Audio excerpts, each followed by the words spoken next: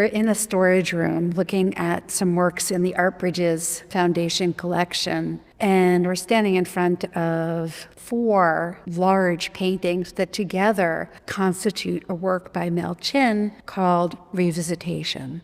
We're standing in a room where the 4 canvases are on 3 different walls, but they're meant to be seen together. For Mel Chin, the story of this work begins in the 1980s, where in Port Boulevard, Texas, he experienced an epiphany. And so this site was tremendously meaningful to him. And he revisited this spot 40 years later and was struck by how much the coast had changed, particularly as a result of the 2010 Deepwater Horizon oil spill, which devastated the ecology of the Gulf of Mexico. I can imagine how disturbing it must have been to go back and see this place so completely devastated. He talked about the smell of the oil. He talked about the water being stained. It must have been a very painful episode. The work offers a powerful example of the contradictions and pains of grappling with the very personal effects of climate change. We see him very cleverly using oil paint to talk about the effect of this oil spill, and it's really extraordinary the way his painterly technique evokes the muddied, syrupy, viscous contamination. And what we're looking at with these large forms that occupy the center of all 4 of these canvases is the water molecule, 2 hydrogen atoms and 1 oxygen atom. And as we visit each of the 4 canvases, we see the water molecule undergoing different transformations, and we see the changes wrought by human destruction. We have this triangle that looks like the jetty, that looks like the rock wall extending out. And I'm also interested in the way that the jetty, the rocks, form a diagonal that recedes into space at the same time that we have these tiny little molecules that hardly exist in space. These contradictions that are brought together.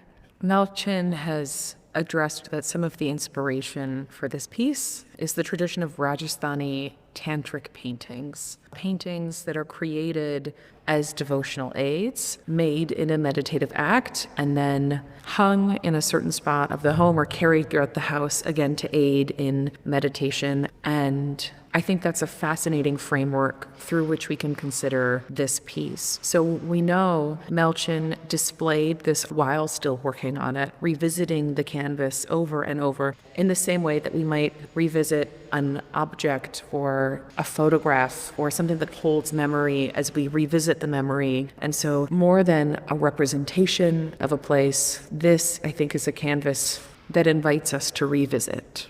So if we move from the bottom left quadrant of the piece to the top left quadrant of the piece, the shape of the water molecule is now inverted, which might also call our attention to the fact that this whole piece is deeply symmetrical. So as we look at this sort of inverted shape that we found below, behind it we notice these bulbous, wispy shapes. They might at first appear to be clouds, but we might also interpret them as the contamination of the greenhouse gases, this smog that's plaguing the air. In this next canvas on the upper right, we'd see what the artist described as a superheated mass of boiling hot air. There's a sense that we're looking at some sort of gaseous explosion, and whereas the other canvases might register the sort of slow unfurling of contaminants over time, this quadrant seems to register a sense of instantaneous destruction. We've lost some of the outlines of the hydrogen and oxygen atoms that were so distinct in the other canvases. They're obscured by this sense of fire and darkness. And then the molecule on the lower left is made up of these beautiful swirling brushstrokes of paint that's been diluted, so we see the hand of the artist. Once our eyes fall on the bottom right quadrant, we're stuck in this eddying, swirling red water. It's almost biblical to me. And yet we have this mandorla shape that we find a little off-center, which the artist has referenced as alluding to the shape of a flounder that's commonly found in the Gulf of Mexico. So we have this pervading sense that even in all of this change and destruction, there also remains rebirth and regeneration. This shape also strikes me as yet another reference to those Rajasthani Tantric paintings, which often use this mandorla shape as a sort of portal, as an entrance. And we have the triangle that mirrors the jetty that we saw at the beginning of the piece. I do feel as though I'm witnessing the end of the world, the end of time. In a way, Chin seems to be thinking more about the progress of time, of revisiting, of what time can do to reverse things, maybe giving us a sense of hope.